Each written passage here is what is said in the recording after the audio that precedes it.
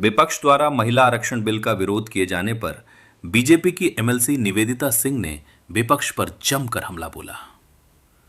निवेदिता सिंह ने हमला बोलते हुए कहा कि विपक्ष की पार्टियां परिवारवाद की पार्टी हैं, इसलिए वो नहीं चाहती कि ज्यादा से ज्यादा महिला राजनीति में आए। उन्होंने कहा कि विपक्ष शुरू से ही नहीं चाहता कि उनके परिवार के अलावा को भी महिलाएं सदन में पहुंचे। इस वजह से वो लोग इस बिल का विरोध कर रहे हैं।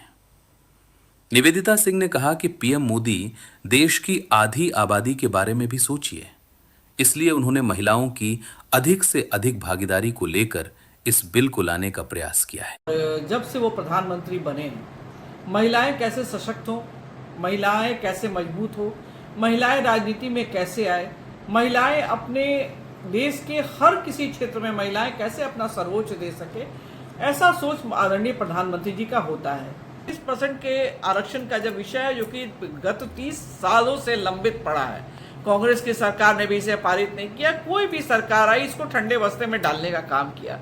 अब मोदी जी ने इसको लागू करने के 23 में ये बिल पास भी हुआ, लेकिन जब आप बिल पास करेंगे और 33% हम आरक्षण देंगे तो हमारा कहीं से सीट हमारे बढ़ाने की प्रक्रिया होगी।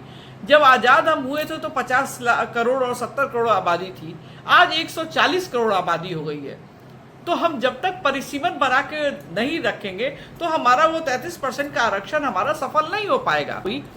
और हमारे सदन में जो इंडी गठबंधन के अलायंस के जो लोग थे, जो एक परिवार चलाते हैं, जिनके परिवार में इंदिरा गांधी, सोनिया गांधी, प्रियंका गांधी सभी लोग आते हैं, उनके परिवार की महिलाएं आएंगी। मुलायम सिंह के यहाँ के परिवार की उनकी पत्नी, मुलायम सिंह की पत्नी, मुलायम सिंह की बहू आ रही हैं। लालू यादव के परिवार में लालू यादव जेल गए तो राबड़ी देवी को मुख्यमंत्री बना के चले गए। अभी बेटी सांसद है, बेटी लोकसभा का चुनाव लड़ी, अब बहू विधानसभा का चुनाव लड़ेंगी।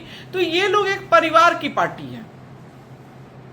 ये लोग नहीं चाहते कि देश की आम महिलाएं सदन में पहुंचे और सदन में जो अपनी महिलाओं के विषय की बातें हैं उसको रख सके।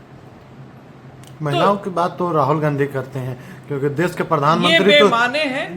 प्रधानमंत्री तो झूठ बोलते हैं, महिलाओं के नाम पे राजनीति करते हैं। वो पूरा देश देख रहा है, पूरे देश की महिलाएं देख रही हैं कि किसके राज में ये काम हो रहा है, महिलाओं के लिए काम हो रहा है, महिलाओं की चिंता की जा रही है, किस राज में हो रहा है, ये पूरा देश की महिला देख रही हैं। अब ममता बनर्जी स्वयं महिला है और उन्होंने इस बिल को गिरा दिया, तो उनकी सोच थी कि भाई क्यों हमारे इलेक्शन में ये बिल लाया गया, आपके इलेक्शन में कोई, देश में तो हर वर्ष 5 राज्यों में चुनाव होता है, तब तो ये बिल अटका रहेगा।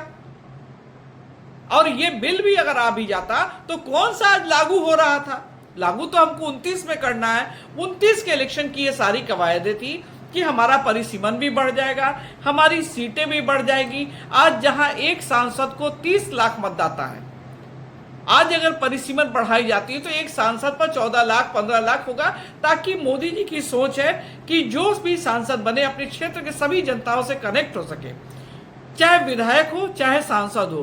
तो जब क्षेत्र हमारा छोटा होगा तो हमारे काम करने का भी परसेंटेज ज्यादा बढ़ेगा।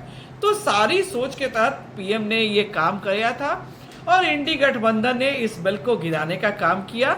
समस्त देश की महिलाएं ये देख रही हैं, जब उनके अधिकार की बात आई तो वो कहीं से भी महिलाओं के साथ नहीं थे, क्योंकि उनको डर था कि आधी आबादी जब आगे बढ़ती है, वो अपने प्रभुत्व, अपने देश को आगे बढ़ाने का जब काम करती है, तो कहीं ना कहीं इन लोगों को डर था कि इनका परिवार पीछे रह जाएगा।